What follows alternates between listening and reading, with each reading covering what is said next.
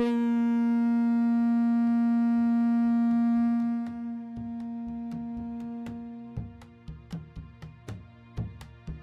mai kahiko and welcome to Hawaii Volcanoes National Park.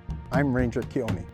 For many years, the park has shared authentic Hawaiian cultural practices in our in-person Ike Hana Noe'au or Experience the Skillful Work demonstrations. Today, I want to take our native traditions beyond our shores into your living room in hopes that you may find a deeper connection to our culture and inspire you to truly find what makes Hawaii so special.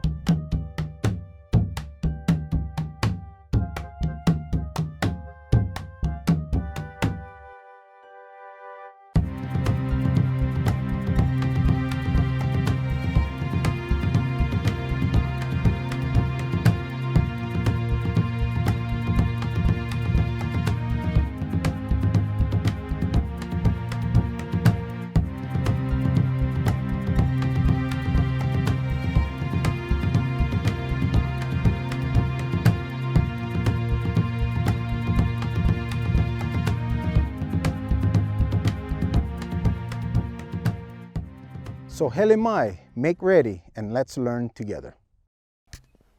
The instrument that I'm holding is an Ipu Heke ʻOle. Each ipu takes about 9 months to grow.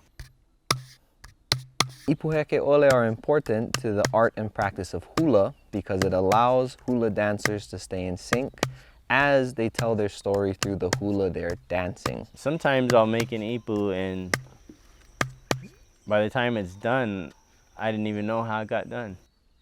I think that's why a lot of people do enjoy working with ipu or working with gourds, is because you just take your time and you reveal the natural beauty. Hula is the sound of these islands, thus the heartbeat of the Hawaiian people.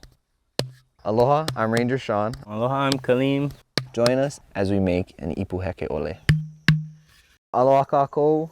We're here with Kaleem Smith in the ahupua'a of Keauhou, and would you like to tell us a little bit about yourself? Aloha, I'm Kaleem. I make ipu. It's kind of what I'm known for. It's all I do. I grow ipu and make Ipu Heke ʻOle. Welcome to my outdoor workshop. So I know we have some ipu here. What are some of the phases before we get to this point? Each ipu takes about 9 months to grow. I hand pollinate each one. I might grow them on a trellis or on the ground. This one I grew on the ground. As they're growing, you gotta keep sitting them up because they might want to lean over. So, and then they'll get a flat side, but as you notice, this doesn't have a flat side. So the only way to keep it from having a flat side is either to sit it up or to trellis it. And so when you want a good, hula ipu, you're gonna want symmetry, and you'll probably prefer to have a trellis grown gourd. 9 months have passed, they're ready to be harvested. Right. Is there a specific way, is there any protocol around harvesting an ipu? For me, I sort of have my own protocols. Well, and it's sort of shifting because I'm growing now in Keauhou, whereas before I was growing in California. We may plant with a chant, and we also may harvest with a chant. A lot of the intention behind what we do is what we find to be the most important part. Some people aren't raised with it, whereas I wasn't raised with knowing any certain specific chants. I feel like my humility in the garden and my respect for the plants sort of becomes my ceremony.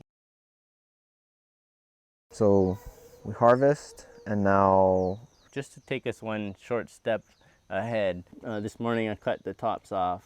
It's the first kind of step in making an Ipu Heke ʻOle is to find where you want to cut it, because cutting a gourd can be kind of labor intensive. Once we do that, we wash it out, and traditionally we would take these down to the beach, put this in the ocean water, and with the sand, the skin that you see here will just flake off and reveal a really nice sort of wooden texture. But here up in the mountain, I have rainwater, so we can use rainwater to wash these guys. In lieu of sand, today we have a scrubber.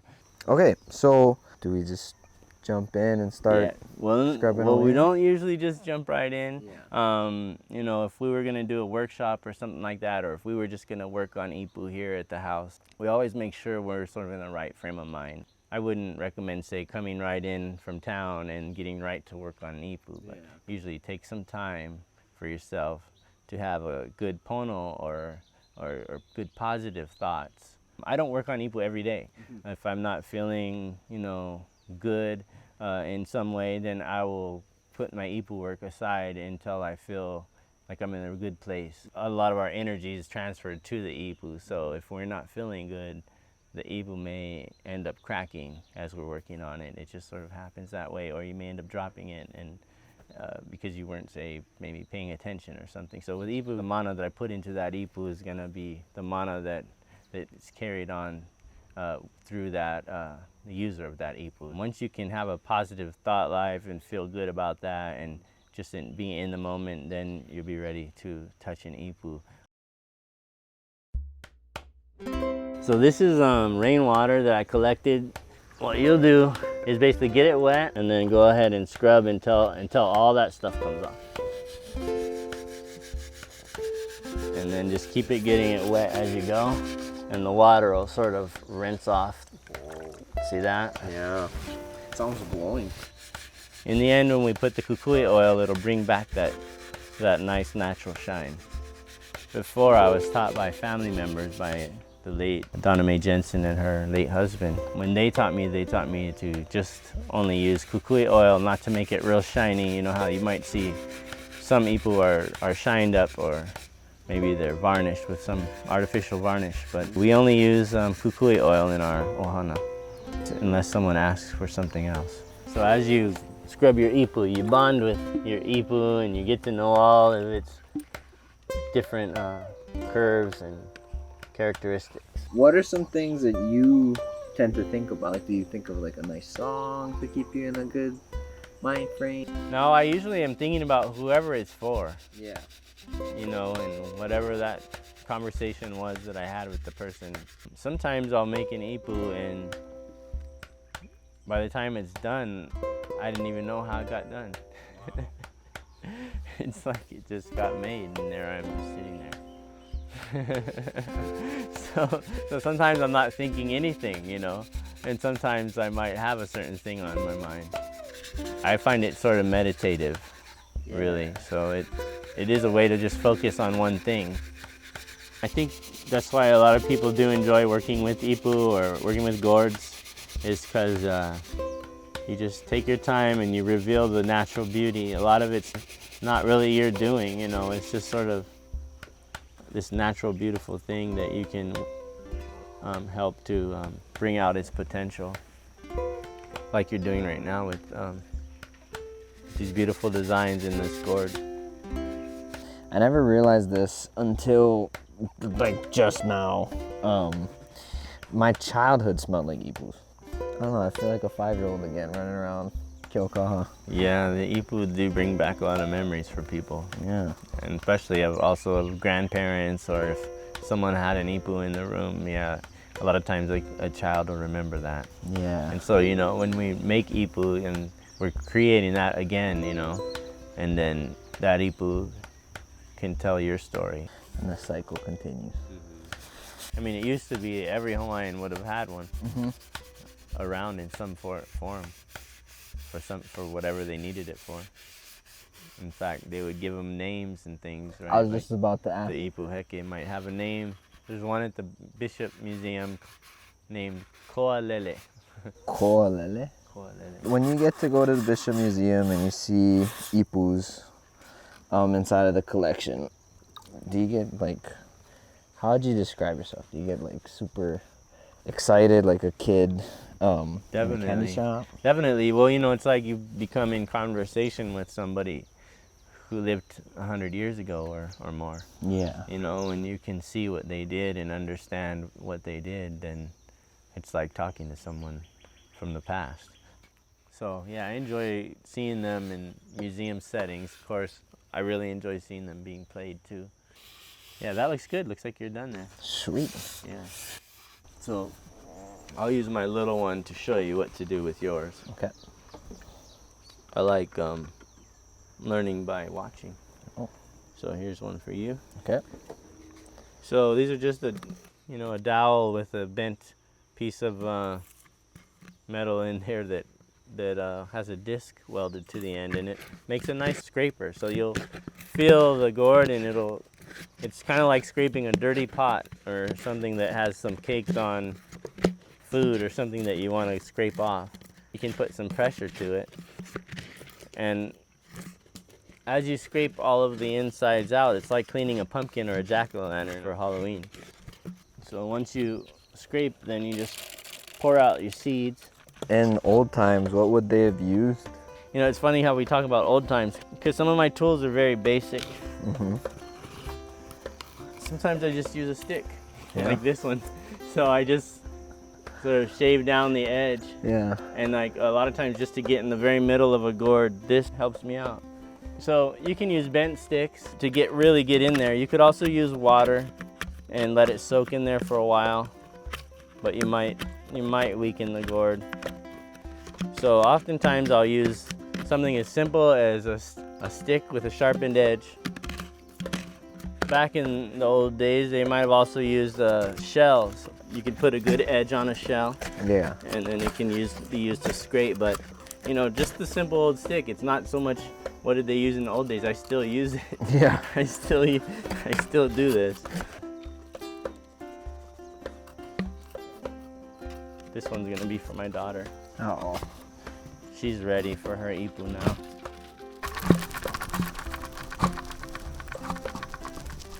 Nothing like a good old-fashioned stick. Try it. Yeah. Just get yourself familiar with that ancient tool. Yeah. What is important to note when caring for an ipu? Depends on what the ipu's use is going to be. If you're making an ipu that's, say, for hula, one thing about caring for it would be to make sure you always carry it yourself and don't let other people hold it. Yeah. Because they could be careless with it and it can easily break. Yeah. If it's not cared for, it could also last 200 years and be passed down to your grandkids if you take care of it. So Wow. depends on, you know, the level of care. It's important to keep the skin oiled with a little bit of kukui oil when it dries out. If you do keep it covered, you might need to make sure there's no bugs in there or around, because bugs can get in Yeah. and destroy the integrity of the gourd. Yeah. You feel everything's coming out there? Kind of. The top. center part, usually I use it for the center also, because sometimes these centers are hard to pull out. What we're going for is sound. So we're gonna hit it and see if it echoes once you get most of the stuff out. Nice. Yeah. So it has a bit of an echo to it, you know, a bit of a resonance. So once you get the majority or all, if you can get all of it, you get all of the stuff on the inside out. Once it all comes out, then you've got a nice resonant percussion instrument. A unique instrument to these islands. You won't see Ipu Heke being played in other island groups. You see how the top is kind of wavy or slightly uneven? Yeah. So I have got a file, and I've also got this tool that'll help get some of the things out. You just use that edge, kind of like the opihi shell of modern day. Sometimes I'll take a pair of tongs, like a barbecue tongs, and just break them apart, like the cheap ones for $1. Yeah. And break them apart and bend the ends, and use each side for a scraper. So you can use gourds for all kinds of stuff. Store your tools in it, store water or food. So these are files, and what we're gonna do is just even out the line on top. You notice it's a little wavy. I didn't cut it really perfectly straight. So we're gonna make it as straight as can with these. First I use the rough side to get it down to about where I want it. Then I'll use the smooth side to finish it.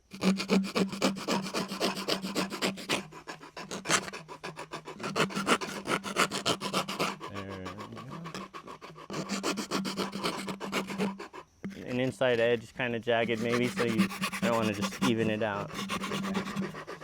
We always want things to look good and work good.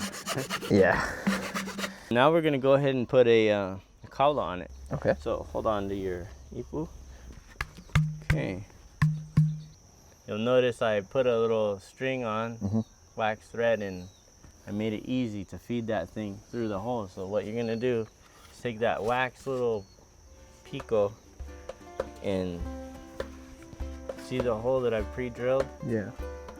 Go down and out, through and out, and pull your hula through.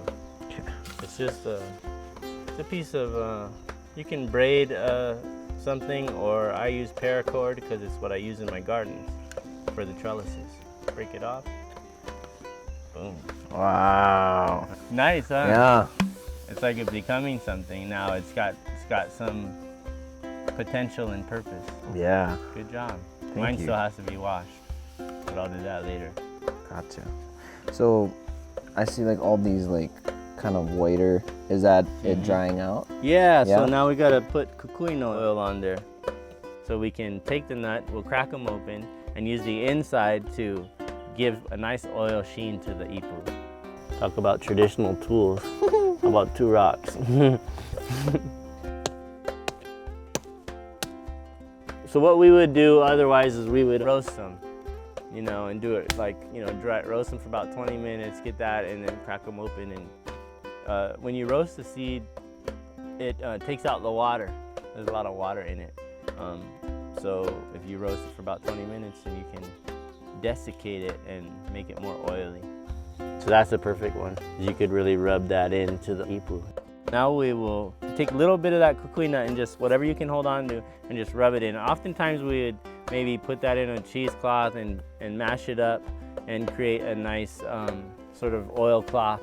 Now the best ones, my favorite ones, are the ones when you crack open the kukui and it comes out all brown and greasy and black like that. Yeah. Those black ones, they kind of give a nice sheen. They make it easy to use it. Nice tone. So you'll see the dry part there. We're gonna get that. Let me get another black one. So here, try this brown one and rub it in there. Oh yeah. Just like butter. There you go, that's looking great. Let me see it one last time and see how it sounds. You have an Ipu Heke ʻOle. Woo. Hello. Congratulations. Thank you so much for taking us on this this hana no ea, going from planting to what would be harvesting, to cutting it, to cleaning it, to, would you say gutting it, taking out the stuff, Cleaning the inside, filing You it might down, say eviscerating, if you want to use a bigger word. and then showing us what kukui nuts to pick, how to use it. Thank you so much. Yeah, thank you guys for coming out. Mahalo.